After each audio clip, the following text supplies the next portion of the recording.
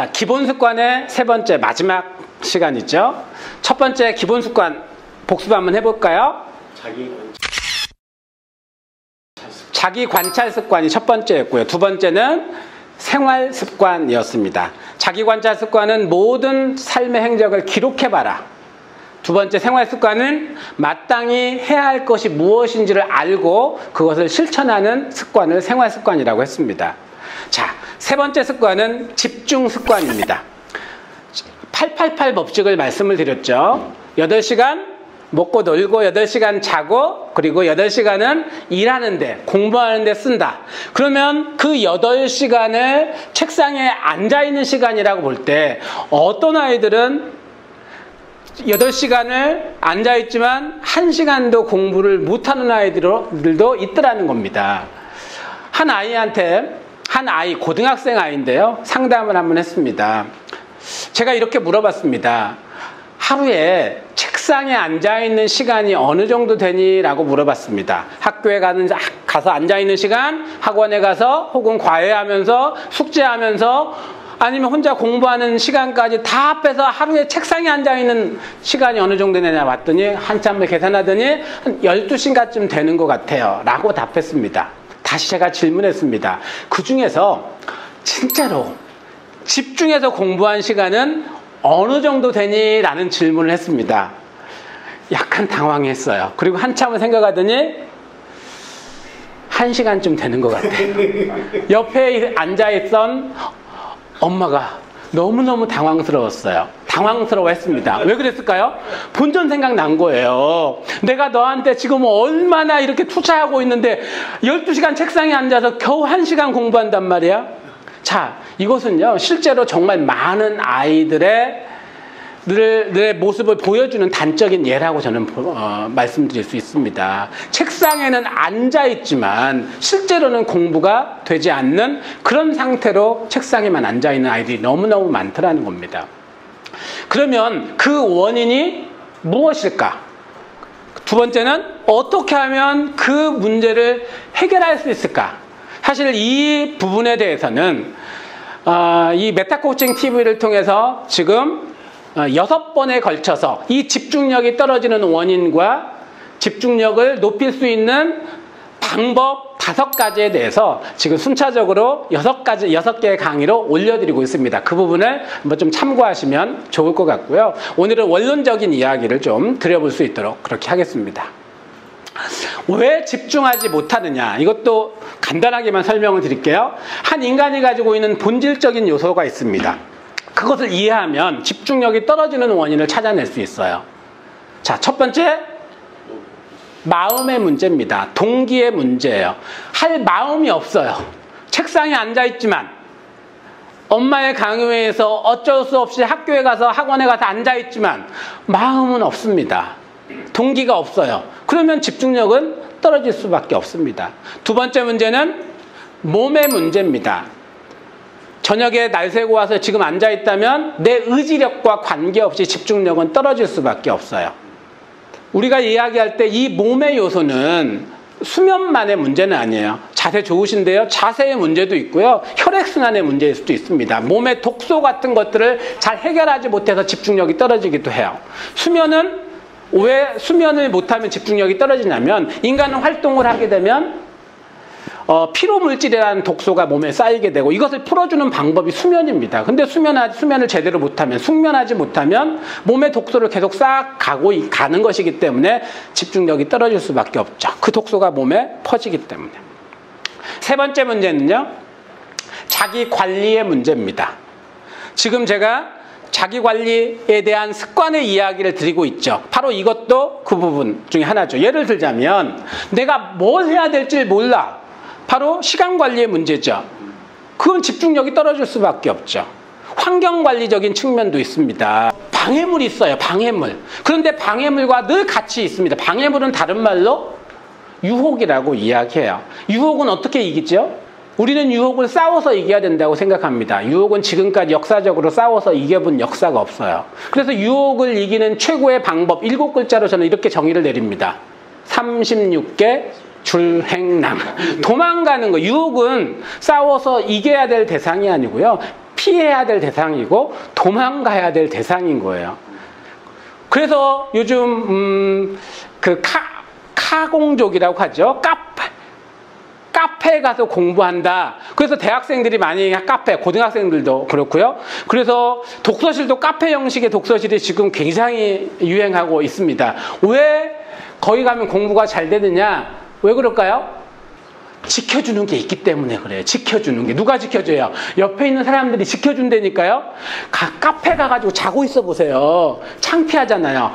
다른 사람의 시선을 그렇게 중요시 여기는 고등학생, 대학생들이 그러면 손가락질 할 거 아니에요. 그게 두려워서 가서 카페에 가서 공부한대요. 왜요? 다른 사람의 시선이 나를 지켜준다. 이것이 뭐냐면 환경 설정 같은 겁니다. 자, 그런 것들이 이제 잘 안 되면, 그런 관리들이 잘 안 되면 어떻다? 집중력이 떨어질 수밖에 없다. 이렇게 이야기할 수 있고요. 자, 네 번째는 인간관계 문제예요. 인간관계가 집중력과 뭔 관계가 있죠? 라고 질문할지 모르겠어요. 그런데요, 매우 중요합니다. 자, 아이들은 가장 많은 시간을 부모님과 보내죠. 그 중에서도 주양육자가 대부분 엄마죠. 근데 엄마와의 관계가 안 좋다. 그러면 힘의 우위에 늘 엄마가 계시다고 그랬죠. 근데 엄마가 좋아하는 게 뭐죠? 공부하는 것, 집중하는 이런 거 좋아하죠. 그런데 엄마가 마음에 안 들어. 그러면 반항하는 방법이 책상에는 앉아 있어야 돼. 힘이 없으니까. 엄마가 힘의 우위에 있으니까. 근데 반항하는 방법이 뭐냐면요, 엄마가 좋아하는 걸 안 하는 것으로 반항해요. 그럼 뭐 할까요? 책상에는 앉아 있지만 공부하는 척은 하지만 안 하는 거죠. 그리고 집중하는 척 하지만 집중하지 않는 거죠. 이것들이 바로 관계가 나쁨에 나타나는 거예요. 자, 아이들이 학교 가서 친구 관계가 안 좋아요. 그러면 우리가 가지고 있는 에너지는 한계가 있는데 그 에너지를 자꾸 어디에 써요? 눈치 보는 데 쓰는 거예요. 선생님 눈치 보고, 친구들 눈치 보고, 눈치 보다가 집중력이 그리 떨어지니까, 그리 빠져나가니까 집중력은 떨어질 수밖에 없겠죠. 그래서 인간관계에 문제가 생기면요, 집중력은 떨어질 수밖에 없습니다. 마지막으로는 메타인지인데요. 메타인지 중에서 인지에 대한 부분. 자, 집중력의 정의는 단위 시간당 공부량이라고 했어요. 1시간 앉아있어서 1시간어치 공부하면 집중력이 매우 좋은 거죠. 그런데 1시간 앉아있는데 10분어치 밖에 못했다. 그러면 뭐가 문제가 있는 겁니다. 그런데 인지에 문제가 있으면, 여기서 인지는 가장 크게 영향을 주는 것이 뭐냐면 텍스트를 다루는 힘이에요. 아이들은 공부를 텍스트, 글, 책을 가지고 하죠. 교과서도 책이고 문제집도 책이고요. 다양한 글을 가지고, 텍스트를 가지고 공부를 하는데 이 텍스트를 소화해낼 수 없는 아이는 집중력이 떨어질 수밖에 없습니다. 저는 텍스트를 도구라고 이야기해요. 이 도구를 잘 다루는 능력을 가지 못하면은 인재가 되기도 저는 어렵다고 생각해요. 역사를 보면 도구를 잘 다루는 민족, 그런 훌륭한 도구를 만든 민족이나 사람들이 다 시대를 지배하고 주인공들이 다 되었던 걸 우리가 볼 수 있습니다. 구석시대를 지배했던 사람들은 돌도끼 만든 사람이었거든요. 오늘날 스마트폰을 만든 애플이라는 회사가 세계 1위 기업이 된 것과 맥락을 같이 한다고 저는 봅니다. 그런데 그 도구를 잘 다룬다는 것, 그 글이라는 도구를 잘 다룬다는 건 어떤 의미가 있죠? 전 4가지 의미가 있다고 생각을 합니다. 첫 번째는 집중할 수 있다. 글에 대해서. 두 번째는 읽었던 글을 누군가에게 잘 설명해낼 수 있다. 세 번째는 글쓴이가 말하고자 하는 것들을 정확하게 찾아낼 수 있다. 네 번째는 머릿속에 집어넣었다가 저장해야 되는 정보들이 있죠. 그래야 써먹을 수 있으니까 잘 구조화해서 써먹을 수 있는 상태로 텍스트를 만들어낼 수 있는 능력, 이런 것들이 도구를 잘 다루는 힘이에요. 근데 그런 능력이 떨어진다면 집중력이 떨어질 수밖에 없다. 1시간 앉아있어도 10분어치밖에 못할 수밖에 없다. 이것이 집중이 안 되는 5가지 원인입니다. 하나씩 다시 살펴볼까요? 첫 번째, 마음의 문제. 두 번째, 몸의 문제. 세 번째, 자기 관리의 문제. 네 번째, 인간 관계 문제. 5번째, 메타 인지의 문제. 이것이 본질적인 문제고요. 그러면 이제 이런 생각이 들죠. 플래닝을 하면서 어떻게 하면 이 집중하는 습관을 들일 수 있을까? 자, 첫 번째 뭘 썼냐면 지금 하루 동안 해야 되는 일이 무엇인지를 다 쓰는 걸 하고 있죠. 그걸 자기관찰 습관이라고 했습니다. 그래서 일주일 동안 다 썼어요. 두 번째, 마땅히 한 주 동안 해야 될 것들도 한번 좀 써봤어요. 그리고 했는지 안 했는지도 한번 평가해봤어요. 자, 세 번째, 그러면 그렇게 하고 있는 그 중에서 내가 888 중에서 8시간 동안 학습, 잡과 관련된 일을 하고 있는 그 시간에 집중도가 얼마나 되는지를 살펴보는 거예요. 저는 한 5단계로 나누면 좋을 것 같아요. 다른 것은 밥 먹는 시간, 잠자는 시간, 이런 생활 습관 같은 것들의 집중도를 파악할 필요는 없겠죠. 필요한 것들은 나의 잡과 관련된 학교 가고 학원 가서 수업 듣는 시간, 과외 받는 시간, 아니면 숙제하는 시간, 수행평가하는 시간, 책 읽는 시간, 이런 시간에 어느 정도 집중을 하고 있는가를 스스로 한번 적어보는 겁니다. 어떻게 적냐면 5단계를 적는 겁니다. 내가 정말 그 시간에, 학교 첫 시간에 내가 수학 시간이었어. 수학 시간에 100% 집중해서 완벽하게 집중했어. 그럼 100이 되겠죠. 아주 잘했다. 근데 조금 잘했다. 그럼 80. 한 중간쯤 했다 그러면 60. 좀 못했어. 그럼 40. 아주 못했어. 그러면 20. 이렇게 한번 집중도를 써보는 겁니다. 최고로 잘하면 100. 잘하면 80. 그냥 보통이면 60. 좀 못했다 그러면 40, 아주 못하면 20 정도 이렇게 한번 그 안에다가 시간마다 써보는 겁니다. 학원 가서도 그 시간에 이제 내가 오늘 해가지고 그냥 졸았어. 그러면 졸은 정도가 좀 심하면 20이 될 거고 좀 졸다 듣다 했으면 40 정도 되겠네요. 그러니까 아이들이 60 정도 되면은 다 문제가 있는 거죠. 60 이하는 문제가 심각하진 않지만 문제가 있는 것이고 40 이하는 아주 심각한 거겠죠. 그렇게 내가 스스로 한번 내가 보내는 시간들의 집중도를 써보는 겁니다. 그럼 어떤 걸 우리가 찾아낼 수 있냐면 한 주 동안 다 한 다음에 한 주 동의 플래너를 딱 봤더니 어떤 특정한 시간대에 내가 집중력이 떨어지는구나 이걸 알 수도 있고요. 어떤 특정한 과목에서 집중도가 떨어지는구나 이런 거 알 수가 있고요. 어떤 학원에 가면 집중도가 좀 떨어지는구나 이런 것들도 알 수 있겠죠. 그게 계속해서 쓰다 보면 반복된다는 걸 알 수가 있어요. 그럼 그걸 해결해 줘야 되겠죠. 해결하는 방법은 뭘까요? 자, 해결하는 원인이 아까 있다고 그랬죠. 그런 원인들을 찾아서 해결해 줘야 돼요. 하나만 예를 좀 들어볼까요? 아이들이 집중력이 떨어지는 아주 큰 이유 중에 하나가 방해물이라고 하는 겁니다. 방해물. 어떤 아이는 휴대폰이 방해물이고요. 컴퓨터가 방해물일 수도 있고 아니면 뭐 휴대폰 중에서도 SNS 아니면 그냥 웹서핑 뭐 여러 가지가 있습니다. 자, 핸드폰이 요즘은 이제 스마트폰이 가장 큰 방해물이 된다고 하는데요. 어떻게 하면 방해물을 이겨낼 수 있을까요? 우리는 아이들의 말을 믿습니다. 선생님 제가 집중해서요 휴대폰 안 하고 할게요. 의지력을 믿죠. 의지력이라고 하는 것이 믿을 만한 대상일까요? 어른도 안 됩니다. 의지력은 절대로 의지력을 믿으면 안 된다고 저는 봅니다. 의지력보다 내가 방해물을 제거하는데 가장 좋은 방법이 의지력이 아니라는 겁니다. 뭐냐면 저 따라서 한번 해보세요. 할 수밖에 없는 상황을 만들어라. 할 수밖에 없는 상황을 만들어라. 할 수밖에 없는 상황을 만들어라. 할 수밖에 없는 상황을 만들어라. 이걸 다른 말로 환경 설정이라고 이야기합니다. 환경 설정, 환경을 만드는 거예요. 카페에 가서 하는 이유도 있지만 자, 스마트폰 같은 경우에 내가 공부하는 시간은 스마트폰을 사용하지 않는데 옆에다 스마트폰을 놓고 나는 의대가 이거 뭐 전화가 오고 하더라도 안 보고 내가 잘할 수 있어. 내 의지력 나는 믿어. 나 의지 강하니까 안 된다고요. 안 됩니다. 그냥 어떻게 해야 돼요? 눈에 보이지 않는 곳에 놓는 것이 훨씬 더 좋은 방법이더라는 겁니다. 이렇게 방해물을 제거하는 이런 것들을 한 가지 볼 수 있고요.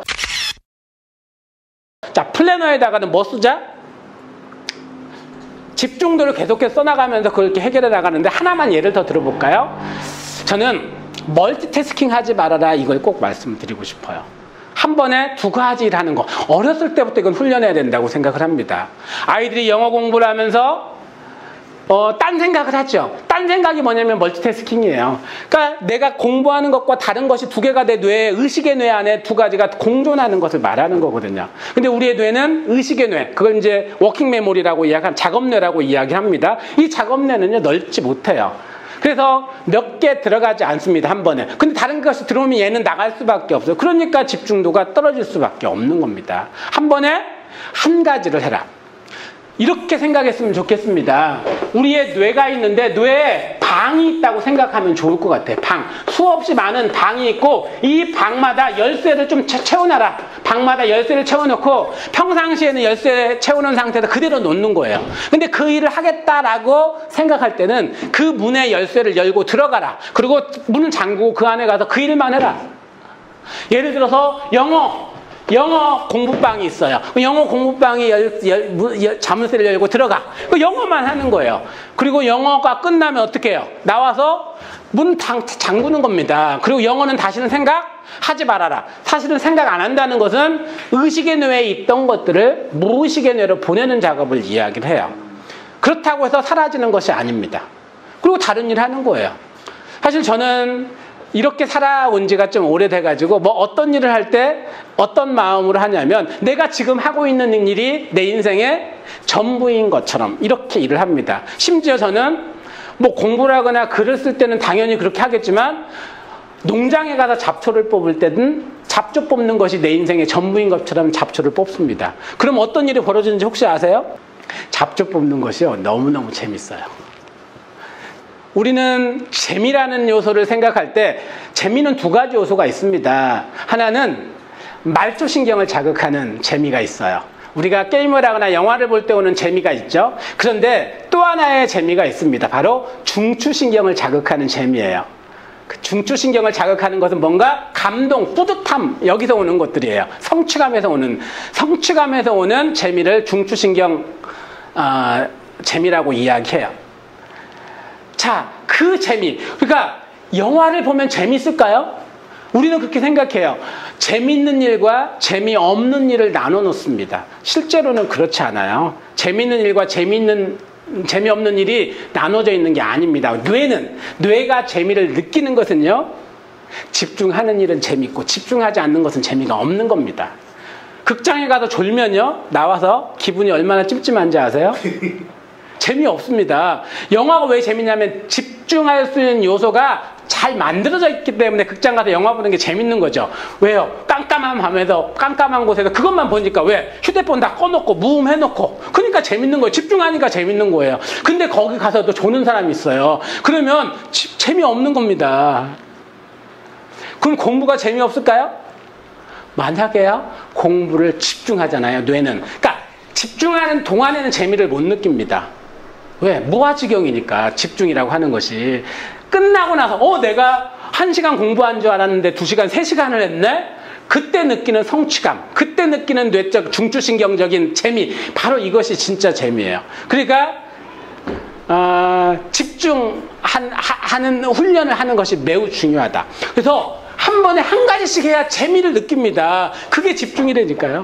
그것이 집중의 최고조에 가면은 바로 몰입이라는 걸로 연결이 되겠죠. 우리 아이들이 책상에 앉아있는 시간의 양이 아니라 집중하고 몰입하는 시간의 양을 늘려가는 것이 정말 중요하다. 그런데 아까 우리가 888 법칙에서 몇 시간 공부하자? 8시간. 근데 8시간 생활습관에서는 책상에 앉아있는 시간이죠. 근데 만약에 우리 아이들이 8시간 책상에 앉아있는데 최고로 아까 조던 피터슨 교수는 7시간 30분이라고 했으니까 만약에 8시간 중에서 7시간 30분 정도 집중할 수 있다면 최고죠. 그런 아이들 만들었으면 좋겠다. 방해물 제거하고 한 번에 한 가지씩 하고 지금 하는 일이 내 인생의 전부인 것처럼 이런 생각으로 그렇게 아이들의 집중하는 습관을 들였으면 좋겠다. 여기까지 강의 마치겠습니다. 감사합니다.